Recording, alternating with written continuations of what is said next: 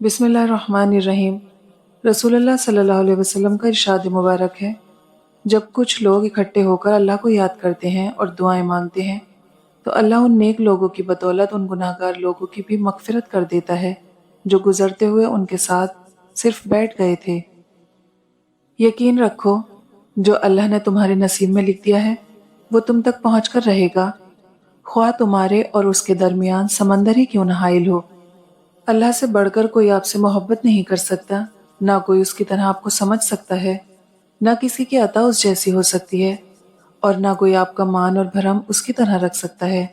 اس لیے خود کو اللہ کا فرما بردار بندہ بنا لو، اس کے لاڈلے بن جاؤ، کیونکہ اللہ اپنے لاڈلوں کو بڑی محبت اور شفقت سے ہر راستہ عبور کروا دیتا ہے۔ بس اس پر یقین رکھو، اس کی محبت کو اپنی زندگی کا حصہ بنا لو اور دیکھو کیسے وہ آپ کو اپنی رحمتوں سے نوازتا ہے۔ رسول اللہ صلی اللہ علیہ وسلم نے فرمایا، آدمی اپنی موت کے بعد جو چیزیں دنیا میں چھوڑ جاتا ہے ان میں سے بہترین چیزیں تین ہیں: نیک اور صالح اولاد جو اس کے لیے دعائے خیر کرتی ہے، صدقہ جاریہ جس سے نفع جاری رہے، اس کا ثواب اسے پہنچتا رہے گا، اور ایسا علم کہ اس کے بعد اس پر عمل کیا جاتا رہے۔ جس رات تم بے آواز روئے تھے وہ رات رب نے سنبھال رکھی ہے تمہارے حق میں۔ اللہ کی قسم، تم قرب الہی کی بلندیوں تک نہیں پہنچ سکتے جب تک اللہ تمہیں ہر چیز سے زیادہ محبوب اور پسندیدہ نہ ہو جائے، اور جس نے قرآن مجید سے محبت کی اس نے اللہ سے محبت کی۔ رسول اللہ صلی اللہ علیہ وسلم نے ارشاد فرمایا، تم لوگ نہ اپنے لیے بد دعا کرو اور نہ اپنی اولاد کے لیے، نہ اپنے خادموں کے لیے اور نہ ہی اپنے اموال کے لیے، کہیں ایسا نہ ہو کہ وہ گھڑی ایسی ہو جس میں دعا قبول ہوتی ہو اور اللہ تمہاری بد دعا قبول کر لے۔ رسول اللہ صلی اللہ علیہ وسلم نے فرمایا، جب تم میں سے کوئی دعا کرے تو یوں نہ کہے، اے اللہ اگر تو چاہے تو مجھے بخش دے، اگر تو چاہے تو مجھ پر رحم فرما، اگر تو چاہے تو مجھے رزق عطا فرما، بلکہ اسے چاہیے کہ وہ پورے عزم کے ساتھ دعا کرے، کیونکہ وہ جیسے چاہے کرتا ہے، اسے کوئی مجبور کرنے والا نہیں۔ کبھی کسی مولوی، پیر یا خطیب کو یہ سنت بیان کرتے ہوئے سنا ہے کہ حضور سرور کائنات صلی اللہ علیہ وسلم نے ساری زندگی معاش اپنے ہاتھ سے کمایا، کبھی دین کے کام پر اجرت نہیں لی؟ اگر تمہاری مسجد میں جماعت کے وقت پچھلی صفوں میں بچوں کی آواز نہیں آ رہی ہے تو اپنے دین کے مستقبل کی فکر کرو۔ بابا جی کہتے ہیں، پتر دل صاف نہ ہو تو ماتھے پر محراب نہیں داغ ہوتا ہے۔ ایک ہی لمحے میں موت کا فرشتہ گھر اور بستر بدل دیتا ہے۔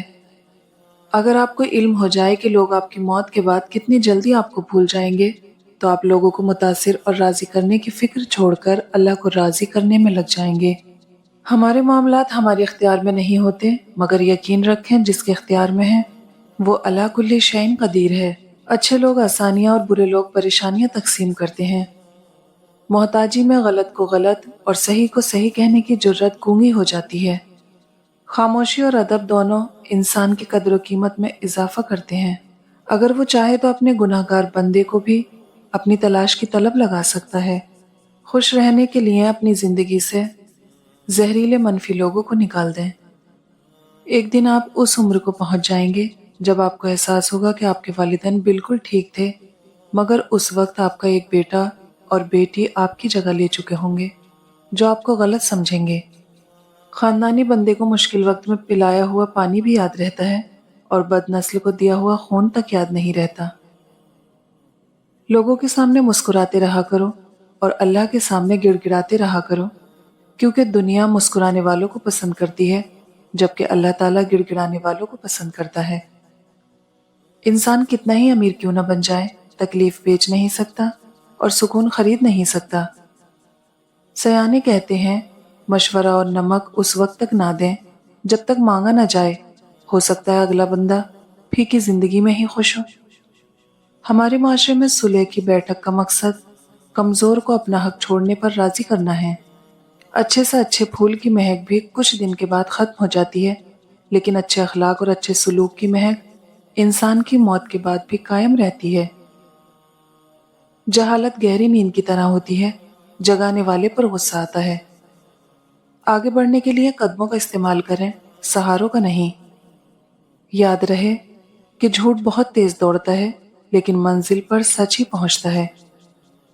परेशान हो, यकीनन तुमने नमाज और कुरान को छोड़ रखा होगा। कुर्बानियां वहां दीजिए जहां उनकी जरूरत हो। दिन के वक्त दिया जलाने से दिया ही खत्म होगा, अंधेरा नहीं। दुआ की जरूरत हो तो किसी इंसान की कोई ना कोई मुश्किल हल किया करो। जीने वालों की कद्र कीजिए, मर जाने वाले अपनी तारीफ नहीं सुन सकते। हमेशा मोहतात रहें उस कंगले से जिसने 2 पैसे जमा कर लिए, और उस जाहिल से जिसने 2 सितरें पढ़ लीं। अल्लाह के नबी सल्लल्लाहु अलैहि वसल्लम ने फरमाया, बदगुमानी करने से बचो क्योंकि ये सबसे झूठी बात है, और तुम चोरी छुपे किसी की बात न सुनो और ना ही एक दूसरे के ऐब तलाश किया करो। अल्लाह ताला ने फरमाया, उन्होंने तुम्हें नहीं छोड़ा, मैंने उन्हें तुम्हारी जिंदगी से निकाला है, क्योंकि मैं वो बातें सुनता हूँ जो तुम नहीं सुनते। जानते हैं इस दुनिया में आने के बाद औलाद का सबसे बड़ा और सबसे पहला दुश्मन कौन बनता है? एक चिड़चिड़ी माँ और एक गुस्सैला बाप। कुरान करीम में अल्लाह के वादे, जो चला गया उससे बेहतर देने का वादा, ताकत से बढ़कर तकलीफ ना देने का वादा, सब्र करने वालों का साथ देने का वादा, हर मुश्किल के बाद आसानी का वादा। ऐसे लोगों से किनारा कीजिए जिनकी गुफ्तगू का मौजू दूसरों की जात हो। जब आप वहां से उठेंगे, अगला हत्फ आप होंगे। कच्चे मकान देखकर किसी से रिश्ता मत तोड़ना, तजुर्बा है ये मेरा। मिट्टी की पकड़ मजबूत होती है, संगमरमर पर हमने अक्सर पैर फिसलते देखा है। कभी कभी हमें खामोश रहना पड़ता है, इसलिए नहीं कि हम डरते हैं, बल्कि इसलिए कि रिश्ते हमें बहस से ज्यादा प्यारे होते हैं। इंसान का जवाल तब शुरू होता है जब वो अपने मुखलिस लोगों से मुनाफिकत शुरू कर देता है। लोग कहते हैं रिश्तों में शुक्रिया और माजरत नहीं होती, लेकिन दर हकीकत यही 2 लफ्ज रिश्तों को बचा लेते हैं। भरोसा खुद पर करो तो ताकत बन जाती है, दूसरों पर करो तो कमजोरी बन जाती है। 2 अमाल ऐसे हैं जिनको तोला नहीं जा सकता, एक माफ करना, दूसरा इंसाफ करना। दौलत और रुतबा मिलने से इंसान बदलता नहीं, उसका असली चेहरा सामने आता है।